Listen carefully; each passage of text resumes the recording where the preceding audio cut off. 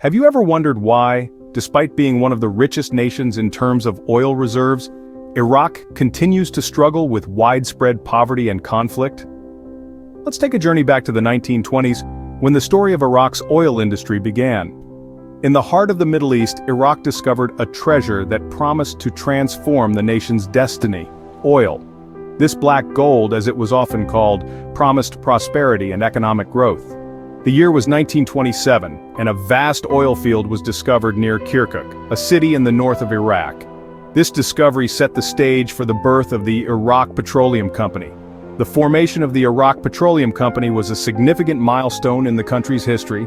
This consortium, which included major foreign oil companies, was granted exclusive rights to prospect for oil. The promise of wealth was immense, and the excitement palpable.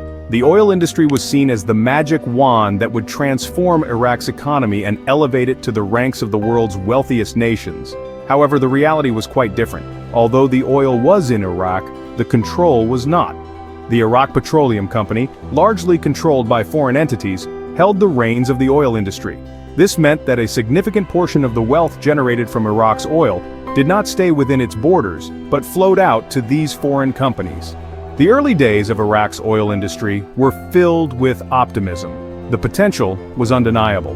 Oil promised to be the elixir that would cure the nation's economic woes and pave the way for a prosperous future. The discovery of oil brought a glimmer of hope to Iraq, a hope for a better tomorrow. Thus, the discovery of oil brought a glimmer of hope to Iraq, but little did they know the challenges that awaited them. As we will see in the next scenes, the road to prosperity was not as smooth as it initially seemed. The promise of oil wealth would soon be overshadowed by a series of conflicts and challenges that continue to impact Iraq to this day. The 1970s and 80s saw a drastic shift in Iraq's political landscape with the rise of Saddam Hussein. Emerging from the shadows of the Ba'ath Party, Saddam Hussein seized power in 1979, heralding a new era of autocratic rule. One of his first acts as president was to nationalize the oil industry, effectively establishing Iraq's monopoly over its black gold. This move, while boosting the national economy and consolidating Saddam's power, also set the stage for future conflicts. As the 80s dawned, Iraq found itself embroiled in a bitter dispute with its neighbor, Iran.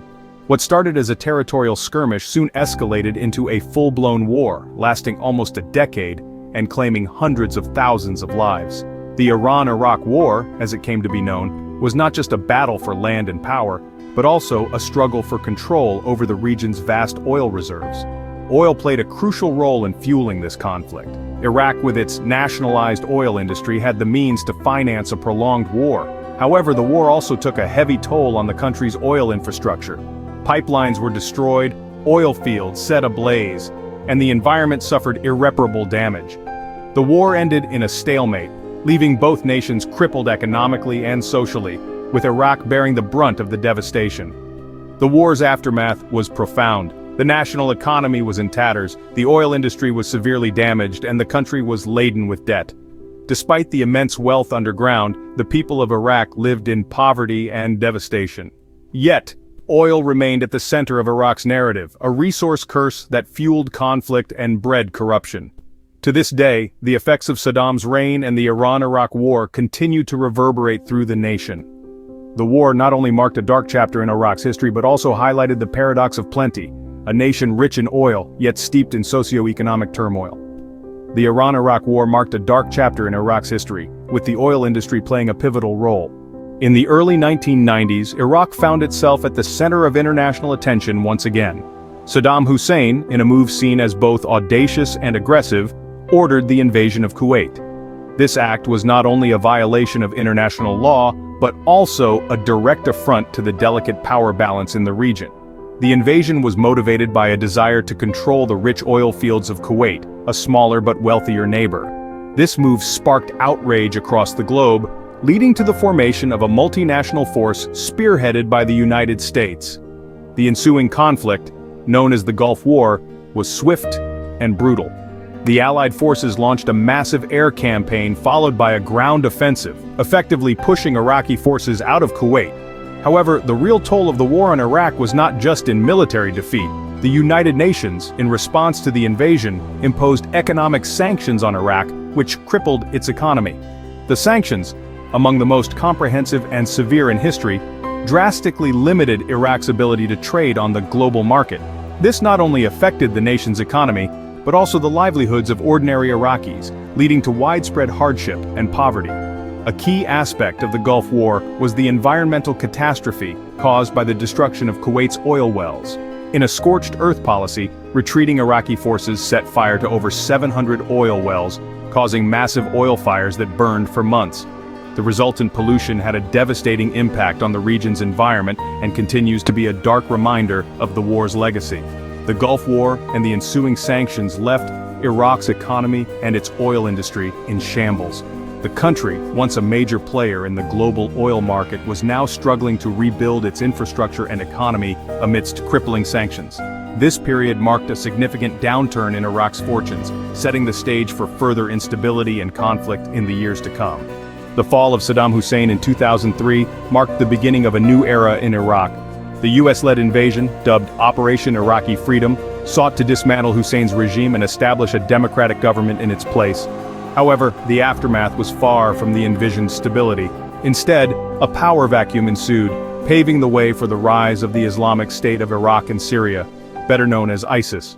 ISIS, a radical jihadist group, seized the opportunity to gain a foothold in Iraq.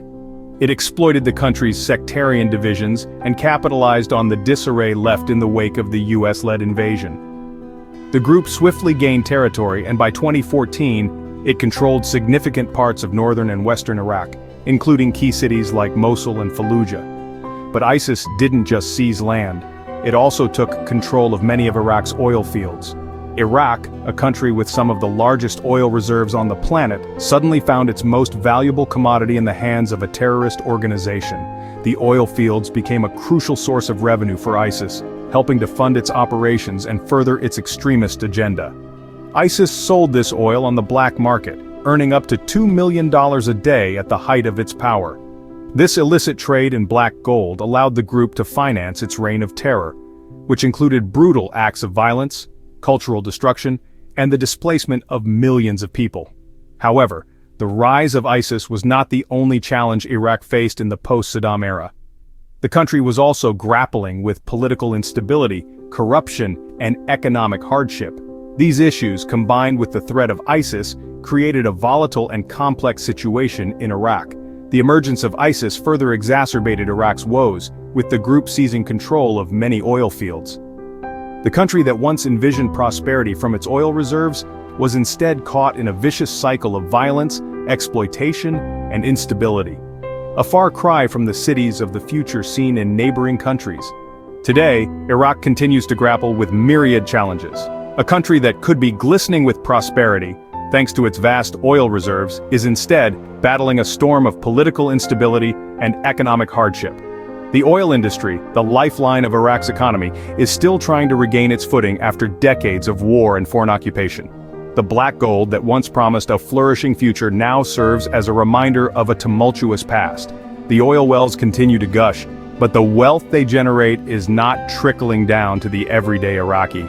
Instead, it's often siphoned off, lost in a maze of corruption and mismanagement. The political landscape, too, remains as volatile as ever. The country is still in the throes of a struggle for power, with various factions vying for control. The democratic process is in its infancy, often marred by violence and fraud, making the road to political stability a rocky one. However, it's not all doom and gloom. There is a palpable sense of resilience among the Iraqi people. Despite the hardships they face, they continue to strive for a better future. Efforts are being made to rebuild the country, brick by brick. Global organizations and local communities alike are working diligently to reconstruct not just the physical infrastructure, but also the social fabric that was torn apart by years of conflict. On the economic front, there are signs of slow but steady progress. The oil industry is gradually recovering, and there are initiatives underway to diversify the economy and reduce dependence on oil. Yet, the journey to economic recovery is a long one, and Iraq has only just embarked on it. Despite its immense oil wealth, Iraq's journey so far has been fraught with difficulties. But hope remains for a brighter future. The The land that was once the cradle of civilization still has the potential to rise from the ashes, to transform its wealth of resources into a wellspring of prosperity. The story of Iraq is far from over, and the next chapter could well be one of resilience and revival.